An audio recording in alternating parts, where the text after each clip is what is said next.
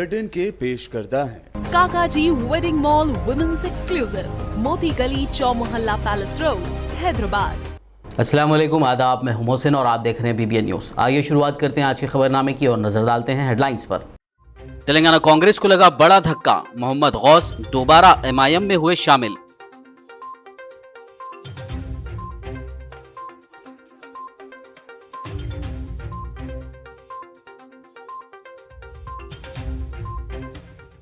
पुराने शहर हैदराबाद में 10 वार्ड्स पर TRS की होगी कामयाबी।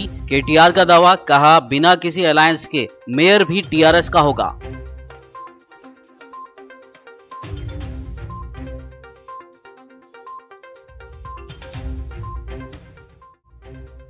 हैदराबाद में लॉ एंड ऑर्डर कंट्रोल में, बम धमाके, फसादात और कर्फ्यू भी नहीं हुआ। KTR का बयान, कहा शहर में बेहतर नज्म व जब्त का सहरा KCR को है चाहता।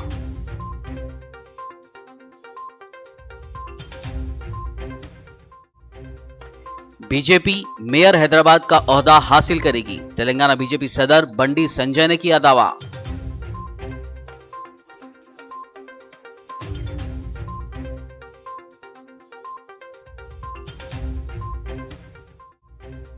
TRS MLC कविता ने बीजेपी और कांग्रेस को बनाया निशाना, कहा दो कौमी जमातों को वोट मांगने का हक नहीं। TRS को बल्दी इंतखाबात में कामयाब बनाने की आवाम से की अपील।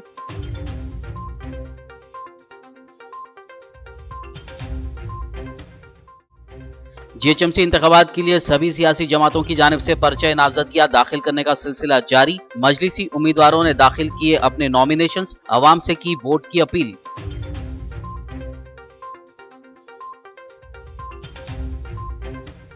और अब खबरों की तफसील। शुरुआत करते हैं आज के दिलचस्प खबर से। तेलंगाना कांग्रेस को आज उस वक्त धक्का लगा जब मोहम्मद गौस दोबारा मजलिस इत्तेहादुल मुस्लिमीन में शामिल हो गए। कहते हैं सुबह का भूला अगर शाम को घर लौट आए तो उसे भूला नहीं कहा जाता।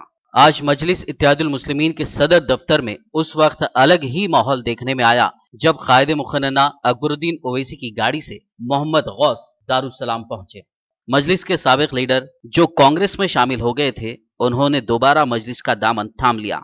साबिक कॉरपोरेटर मोहम्मद गौस ने दोबारा मजलिस में शमूलियत इख्तियार कर ली। उन्होंने आज दारुस्सलाम पहुंचकर मजलिसी कायदीन से मुलाकात की। इस मौके पर मजलिसी कायदे मुखन्ना अकबरुद्दीन ओवैसी, जनरल सेक्रेटरी सैयद अहमद पाशा खादरी और दीगर मौजूद थे। मोहम्मद गौस की मजलिस में दोबारा वापसी से तेलंगाना कांग्रेस को बड़ा झटका लगा है।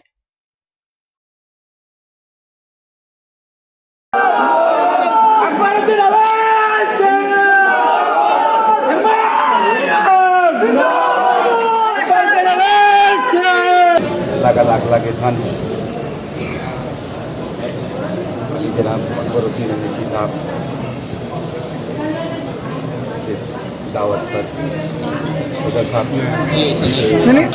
रद्द कर वापिस मजलिस किया और कोई भी लालूच या कोई डिमांड के ऊपर नहीं।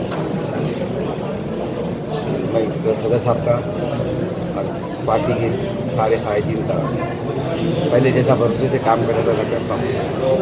खास बात ये भी है कि वापस आने का क्या मकसद है। मकसद ये है कि सारे कांग्रेस के लोग बीजेपी ज्वाइन करें। मैं अपनी पार्टी में वापस अपनी पार्टी में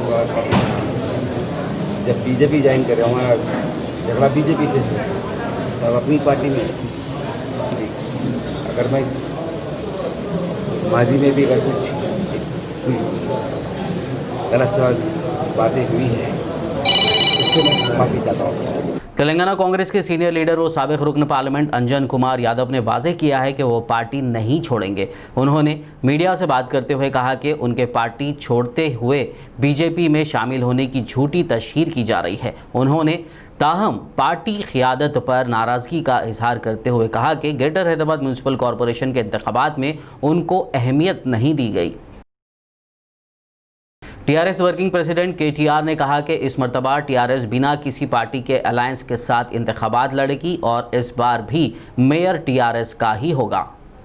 तेलंगाना की हुक्मरान जमात टीआरएस के वर्किंग प्रेसिडेंट और वजीर बल्दी नज़्म व नक्श के तारका रामा राव ने कहा है कि ग्रेटर हैदराबाद म्युनिसिपल कॉरपोरेशन के इंतखाबात में टीआरएस पार्टी ने किसी भी पार्टी के साथ इत्तेहाद नहीं किया है। उन्होंने वाजे किया कि बल्दी इंतखाबात में टीआरएस का एआईएमआईएम से कोई अलायंस नहीं है। मीट दी प्रेस प्रोग्राम से खिताब करते हुए केटीआर ने कहा कि गुज़िश्ता जीएचएमसी के इंतखाबात में टीआरएस पार्टी ने पुराने शहर में 5 वार्ड्स पर कामयाबी हासिल की थी। इस मर्तबा 10 वार्ड्स पर कामयाबी हासिल करेंगी। उन्होंने कहा कि इस बार भी मेयर टीआरएस का ही रहेगा। टीआरएस को हिंदू पार्टी बताए जाने की बातों को मुस्तरद करते हुए केटीआर ने कहा कि टीआरएस एक सेक्युलर जमात है और पार्टी मुल्क के कॉन्स्टिट्यूशन पर अमल करती है। पहली बात मैं आपको साफ साफ कहना चाहता हूं शाहनवाज साहब, हम 150 सीट में लड़ेंगे और मैं ये तो जरूर मानूंगा। और इस बार पिछली बार जो है बल्दिया में हमने 5 सीट जीता था ओल्ड सिटी से। मैं इस बार पक्का दावे के साथ कह सकता हूं 10 से 12 सीट जीतेंगे और वहां हराएंगे मजलिस को। मैं ये भी बोल रहा हूं, हमारी कोई किसी के साथ ऐसी दोस्ती नहीं है। లాస్ట్ టైం తెలుగులో అర్థం కావాలని చెప్తా ఉన్నా మిత్రులకి, ఇంకా కొంతమంది ఇంటున్న వేరే మిత్రులకు కూడా చెప్పాలి. లాస్ట్ టైం మేము ఓల్డ్ సిటీలో 5 సీట్లు గెలిచినాం, 5 డివిజన్లు గెలిచినాం. మేము గెలిచిన 99 5 ఉన్నాయి. ఐఎస్ సదన్ ఉంది, మూసారం బాగుంది, జియాగూడ ఉంది, గుడి మల్కాపూర్ ఉంది, ఇంకోటి ఇంకేదో ఉంది మర్చిపోయాను. ఆ 5తో పాటు ఇంకో 5 గెలుస్తాం. ఆ 5 చోట్ల కూడా ఎంఐఎంని ఓడగొడతాం. మేము జాంబాగ్ లాస్ట్ టైం 5 ఓట్లతో పోయింది మాది, అక్కడ ఎంఐఎం గెలిచింది. ఈసారి ఖచ్చితంగా గెలుస్తాం. అంటే నేనేమంటున్నా అంటే వాళ్ళు ఏమైనా మా పాలసీ సపోర్ట్ చేస్తే చేస్తారు కావచ్చు, గవర్నమెంట్ పాలసీ నచ్చితే చేస్తారు. ఇప్పుడు మేము కూడా అప్పుడప్పుడు బీజేపీ గవర్నమెంట్ ఢిల్లీలో ఉన్నప్పుడు మంచి పాలసీ ఉంటే సపోర్ట్ చేసినాం, జీఎస్టీ అంటే చేసినాం. కాబట్టి దాన్ని ఫ్రెండ్షిప్ అనుకొని దాన్ని ఎవరో విపరీతార్థాలు చేసి ఇంకొక ఆయన అంటాడు మజ్లిస్కు మేయర్ ఇస్తారట. ఎందుకు ఇస్తే మాకు ఏమైనా పిచ్చిలేసిందా? మేము 99 సీట్లు గెలిచి బ్రహ్మాండంగా మేము మేయర్ స్థానంలో మేమున్నాము. 100 సీట్లు ఉన్న వాళ్ళు మేయర్ అవుతారు. కానీ పక్కాగా చెప్తా ఉన్నాం మళ్ళొకసారి ఈ వేదిక ద్వారా, మళ్ళీ డిసెంబర్ 4 నాడు కూడా టీఆర్ఎస్ పార్టీకి సంబంధించిన ఒక మహిళా అభ్యర్థి మేయర్ అవుతారు, బల్దియా పీఠం మీద కూర్చుంటారు. మజ్లిస్తో లేదు, ఎవరితో మాకు పొత్తు లేదు, ఒంటరిగానే పోతున్నాం. 150 సీట్లు పోటీ చేస్తాం, తప్పకుండా ఆ విషయంలో ముందుకు పోతాం. రెండోది మీరు అడిగింది వాళ్ళు హిందూ ఏదో అన్నారు, హిందూ పార్టీయా ఏదో, వాళ్ళు మా హిందూ పార్టీ అని చెప్పి. నేనేమంటున్నా అంటే నాకు తెలిసినంత వరకు నాకున్న కనీస పరిజ్ఞానంతో భారతదేశ రాజ్యాంగం చెప్తున్నది భారతదేశం సెక్యులర్ స్టేట్ అని చెప్తున్నది. We believe in Indian constitution, we have utmost respect for Indian constitution. So I will not respond to silly people making silly comments, but I would say one thing for sure, this is a secular country, India is a secular country.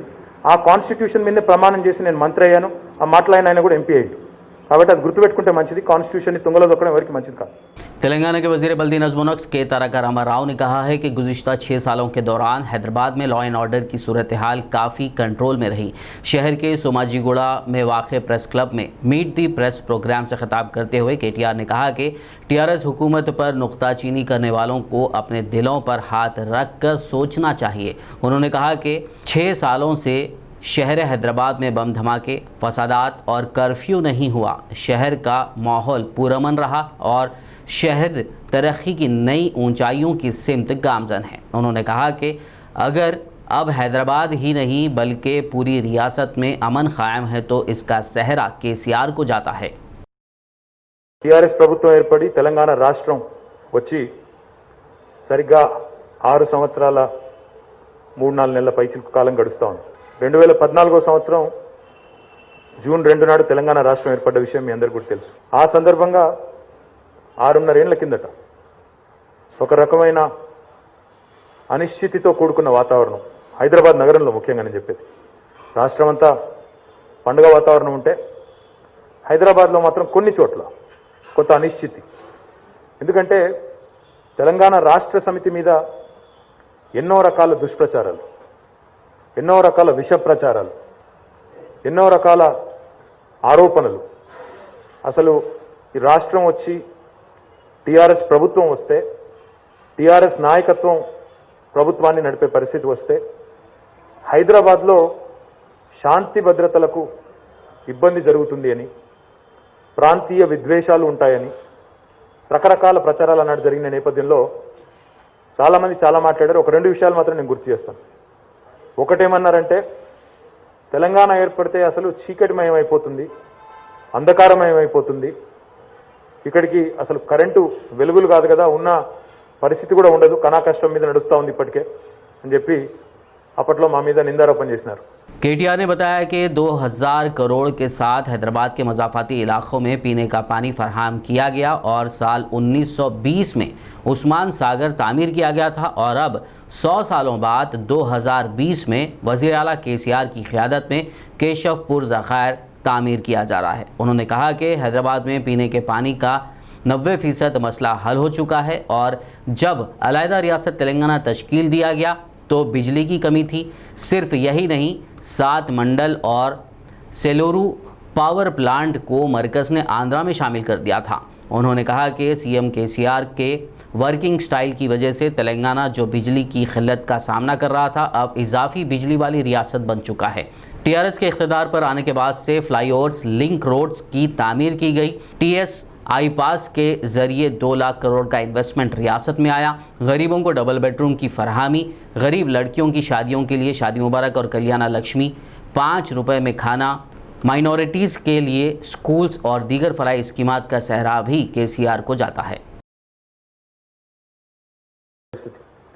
KCR గారి ప్రభుత్వం వచ్చిన తర్వాత greater Hyderabad ఏర్పడ్డ తర్వాత శివారు ప్రాంతాలు ఏవైతే కలిసినాయో మీరు చూసినట్టయితే కుత్బుల్లాపూర్ కానీ, మల్కాజ్గిరి, రాజేంద్ర నగర్, శేర్లింగంపల్లి, కూకట్పల్లి, ఉప్పల్, ఎల్బీ నగర్, ఈ అన్ని ప్రాంతాలు ఏవైతే తర్వాత ఎంసీహెచ్లో కలిసి జీహెచ్ఎంసీ ఏర్పడిందో ఆ ప్రాంతాలన్నింటికీ వాయువేగంతో 2000 పైచిలకు కోట్ల రూపాయలు ఖర్చు పెట్టి వాటికి ఈరోజు మంచినీరు అందించి ఆ ప్రాంత ప్రజల అవసరాలు, ఈ చుట్టుపక్కల ఉండే ప్రాంతాల శివారు ప్రాంతాల ప్రజల కనీస అవసరమైన తాగునీరుని తీర్చింది కేసీఆర్ గారి ప్రభుత్వం. ఈ రాష్ట్రం ఏర్పడి 6 ఏళ్లు కావచ్చు, కానీ అంతకంటే ముందున్న ఉమ్మడి ఆంధ్రప్రదేశ్లో ఎవరూ ఇట్లాంటి మహానగరం కోసం, భారతదేశంలోనే వేళ్ల మీద లెక్కబెట్టదగ్గ సంఖ్యలో ఉన్న మహానగరాల్లో హైదరాబాద్ ఒకటి. అలాంటి ఈ మహానగర ప్రజల అవసరాల కోసం 75 సంవత్సరాల్లో భారతదేశానికి స్వాతంత్రం వచ్చిన తర్వాత నుంచి ఈ రోజు వరకు ఏ రోజు ఏ ఒక్క మహానుభావుడు, ఏ ఒక్క ముఖ్యమంత్రి కూడా ఈ నగరాని కోసం ప్రత్యేకంగా ఒక డ్రింకింగ్ వాటర్ రిజర్వాయర్ ఉండాలి, నగర ప్రజల అవసరాలు తీర్చేదానికి ఉండాలి అనే ఆలోచన ఎన్నడూ చేయలేదు. చేసింది ఆనాడు ఎప్పుడో హైదరాబాద్ స్టేట్లో ఒకప్పుడు మోక్షగుండం విశ్వేశ్వరయ్య గారి నాయకత్వంలో ఆనాటి హైదరాబాద్ స్టేట్లో ఒక ఉస్మాన్ సాగర్, ఒక హిమాయత్ సాగర్ కట్టారు. అది ఎప్పుడు మూసీకి వరదలు వచ్చిన తర్వాత 1916లో, నేను చెప్పింది 1920లో గండిపేట కడితే మళ్ళీ 2020లో కేసీఆర్ గారి నాయకత్వంలో 100 ఏళ్ల తర్వాత ఈరోజు కేశవాపురం కడతా ఉంది. That will take care of the drinking water needs of Hyderabad till 2050. అంటే ఒక ముందు చూపున్న నాయకుడు, ఒక విజన్ ఉన్న నాయకుడు ఉంటే, ప్రజల కనీస అవసరాలు తెలిసిన నాయకుడు ఉంటే ఎట్లా ఉంటుంది అంటే, ఇక తాగునీటి తనలాట లేదు ఈరోజు హైదరాబాద్. తాగునీటి కోసం యుద్ధాలు చేసే పరిస్థితి లేదు. 90% సమస్య పోయింది. ఇంకెక్కడైనా ఉంటే అడుగు పొడుగు ఓ 10% ఉండొచ్చు కాక, కానీ 90% of the issue has been solved by this government. Telangana BJP सदर बंडी संजय ने इस यकीन का इजहार किया है कि ग्रेटर हैदराबाद म्यूनिसिपल कॉरपोरेशन यानी जीएचएमसी इंतखाबात में मेयर का ओहदा उनकी पार्टी हासिल करेगी। उन्होंने शहर हैदराबाद में पार्टी के दफ्तर में मीडिया से बात करते हुए कहा कि सैलाब मुतासरीन में इमदाद की रकम की तकसीम को रोकने का इल्ज़ाम हुक्मरान जमात टीआरएस लगा रही है, जो झूठ पर मुबनी है। उन्होंने इल्ज़ाम लगाया कि उनकी फर्जी दस्तखत से इस सिलसिले में मकतूब जारी किया गया। गांधीनगर डिवीजन से टीआरएस की उम्मीदवार एम पद्मा नरेश ने एमएलसी के कविता के हमरा एबिड शॉप इलाके में वाक़े जीएचएमसी दफ्तर पहुंचकर पर्चा नामजदगी दाखिल किया। इस मौके पर एमएलसी के कविता ने मीडिया से बात करते हुए कहा कि 2 कौमी जमातों बीजेपी और कांग्रेस को वोट मांगने का हक नहीं है।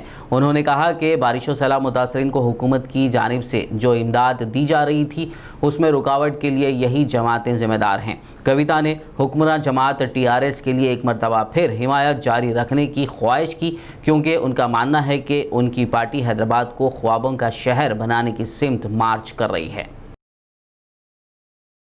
दिसंबर 1 तारीख को जो जीएचएमसी में इलेक्शन है, उस इलेक्शंस के लिए आज गांधीनगर डिवीजन से मुटा पद्मा मैडम के साथ मिलकर टीआरएस पार्टी के लीडर सारे जाके नॉमिनेशन हमने दाखिल किया। आप सभी जानते हैं, हैदराबाद की आवाम आज जानता है किस तरीके से टीआरएस पार्टी ने हैदराबाद की तरक्की के लिए काम किया है। पिछले 6 सालों में हमने 67,000 करोड़ रुपीस से डेवलपमेंट काम हमने किया है। ये सारी चीज़ हैदराबाद की आवाम आज जानती है। मैं इतना ही गुजारिश करना चाहती हूँ आवाम से कि पिछले 6 सालों में जितना काम हैदराबाद में हुआ है उसको नज़र में रखिए, और कोरोना के टाइम पे जितना भी मदद स्टेट गवर्नमेंट से मिला है उसको आप नज़र में रखिए। स्टेट गवर्नमेंट के तरफ से सारे वाइट रेशन कार्ड के लोगों को 6-7 महीने पूरा 1500 हमने दिया है। इसमें 1 रुपया का भी बीजेपी के तरफ से कंट्रीब्यूशन नहीं है। कांग्रेस की तो बात ही छोड़िए, उनको तो कई लोगों में आना ही हम आजकल नहीं देखते हैं। सेम जब हैदराबाद में फ्लड आएगा जो 100 साल में एक बार आता है, ऐसा बारिश पानी हैदराबाद में पड़ता है, तो आज तक सेंट्रल गवर्नमेंट से 1 भी रुपया हमें नहीं मिला है। हम इतना ही कहना चाहते हैं, जो लोग जिस पार्टी जिम्मेदारी से हैदराबाद के लोगों के साथ खड़ी है उनके साथ आप खड़े रहिए, कार के निशानी पे वोट दीजिए, टीआरएस पार्टी को जिताइए। Thank you. जय तेलंगाना। किशन रेड्डी साहब को बोलिए वो यहाँ से मंत्री बने हैं, यहाँ से एमपी बनाई है, हैदराबाद के आवाम ने उनको जिता के पार्लियामेंट में भेजा है। तो हैदराबाद में जब पानी पड़ता है 1 रुपया भी बीजेपी पार्टी से क्यों हमें नहीं आया, 1 रुपया भी सेंट्रल गवर्नमेंट से क्यों नहीं आया, वो पूछे। और बाकी किशन रेड्डी साहब को क्वेश्चन कीजिए जहाँ पे भी वो आएंगे। कल तक जो 10,000 मिल रहा था गरीब लोगों को, जिनके घर में पानी आया तो उनको 10,000 स्टेट गवर्नमेंट से मिल रहा था। आज बीजेपी का एक लेटर से, कांग्रेस के एक लेटर से गरीब लोगों को वो 10,000 मिलना बंद हो गया। ऐसा क्यों हो रहा है, बीजेपी के किशन रेड्डी साहब से आप सवाल कीजिए। ग्रेटर हैदराबाद म्युनिसिपल कॉरपोरेशन के इंतखाबात के लिए पर्चा नामजदगियां दाखिल करने का सिलसिला जारी है। मजलिस इत्तेहादुल मुस्लिमीन के उम्मीदवारों ने आज सिटी कॉलेज में वाक़ रिटर्निंग ऑफिसर के दफ्तर पहुंचकर पर्चा नामजदगियां दाखिल की। जेएचएमसी इंतखाबात के लिए मजलिस इत्तेहादुल मुस्लिमीन के मुगलपुरा डिवीजन उम्मीदवार नसरीन सुल्ताना, पत्थरगट्टी डिवीजन उम्मीदवार सोहेल खादरी, पुराना पुल उम्मीदवार राज मोहन ने सिटी कॉलेज पहुंचकर रिटर्निंग ऑफिसर से मुलाकात करते हुए पर्चा नामजदगी दाखिल किया। इस मौके पर चारमीनार रुकन असेंबली मुमताज अहमद खान, MLC रियाजुल हसन अफेंदी के अलावा दीगर कायदीन व कारकुनान की कसीर तादाद मौजूद थी। इस मौके पर रुकन असेंबली मुमताज अहमद खान और मस्कूरा उम्मीदवारों की गुलपोशी की गई। बादअज़ां मस्कूरा उम्मीदवारों ने मीडिया से बात करते हुए मजलिस के आला कायदीन का शुक्रिया अदा किया और वोटर्स से अपील की कि उन्हें वोट देकर कामयाब बनाएं। फर्स्ट टाइम तालाब कट्टे से टिकट दिया गया था, सेकंड टाइम मुझे मुगलपुरे से टिकट दिया गया। इंशाल्लाह ताला मैं वहाँ पर भी जैसा वर्क करी इधर भी करूँगी। जैसा मेरे पर भरोसा करके टिकट दिया, इंशाल्लाह मैं वो भरोसा कभी नहीं तोड़ूंगी। इंशाल्लाह पब्लिक के बीच में रह के काम करूँगी। నాకు ఫోర్త్ టైం టికెట్ ఇచ్చారు కాబట్టి నేను చాలా రుణపడి ఉన్నాను. నేను హార్డ్ వర్క్ చేశాను కాబట్టి నాకు ఫోర్త్ టైం టికెట్ ఇచ్చారు. ఈసారి కూడా హార్డ్ వర్క్ చేసి ప్రజల్లో మంచి పేరు తెచ్చుకుంటానని మేము అసదుద్దీన్ ఓవైసీ గారికి మనవి చేసుకుంటున్నాను. మేము డెవలప్మెంట్ వర్క్సే మమ్మల్ని గెలిపిస్తాయి. మా ఎంఐఎం పార్టీ అసదుద్దీన్ ఓవైసీ గారి బడ్జెట్, ఎమ్మెల్యే సాబ్ ముమ్తార్ గారి బడ్జెట్, మళ్ళా నా బడ్జెట్, ఆ 3 బడ్జెట్లు కూడా ప్రజల్లో డెవలప్మెంట్కు ఖర్చు పెట్టడం జరుగుతున్నది. కాబట్టి పురాణాపూల్ డివిజన్లో పార్దీవాడ కానీ, హరిజన్ బస్తీ కానీ, ముస్లిం బస్తీ కానీ అన్ని ఏరియాలు డెవలప్మెంట్ అయింది. इंशाअल्लाह अज़ीम मजलिस इत्तेहादुल मुस्लिमीन हमेशा अवाम के दरमियान में रहते हुए पब्लिक के अवाम के मसाइल को हल करते हैं। नागानी सूरत हाल है तो सबसे पहले मजलिस इत्तेहादुल मुस्लिमीन अवाम के दरमियान में रहती है। बहुत सारे डेवलपमेंट के काम अल्हम्दुलिल्लाह MP साहब के बजट से, उनकी रास्त हिदायत पे, पाशा खदरी साहब और मुमताज़ अहमद खान साहब की रास्त निगरानी में जितने डेवलपमेंट के काम हुए हैं अल्हम्दुलिल्लाह MLA साहब की निगरानी में काम हुए हैं। मैं फिर एक मरतबा पत्थरगट्टी की आवाम से अपील करता हूँ, हैदराबाद के अवाम से अपील करता हूँ, ख़ास तौर से पत्थरगट्टी के अवाम से कि 1 तारीख को निकलिए, अपने एक वोट का इस्तेमाल करिए। और ये वक्त का तकाजा है। तमाम फ़िरका परस्त ताकतें आज हैदराबाद में मुत्तहद और मुनज़्ज़म होने की नाकाम कोशिश कर रहे हैं। मैं तमाम लोगों से गुजारिश कर रहा हूँ कि निकल के ये नहीं सोचना कि मेरे एक वोट से क्या होगा। निकलिए, अपने वोट का इस्तेमाल करिए, अपने हक़ राय दही का इस्तेमाल करिए और बैरिस्टर असदुद्दीन ओवैसी साहब की ताकत में इजाफा करिए। मजलिस इत्तेहादुल मुस्लिमीन की कामयाबी में आप तमाम की दुआएं, आप तमाम के वोट की ज़रूरत है। बाद नमाज फजर 1 तारीख के दिन 1 दिसंबर को निकलना होगा। तमाम लोगों को निकल के अपने एक वोट का इस्तेमाल करना होगा। खबरनामे में फिलहाल लेंगे एक ब्रेक, मुलाकात होगी इस छोटे से ब्रेक के बाद।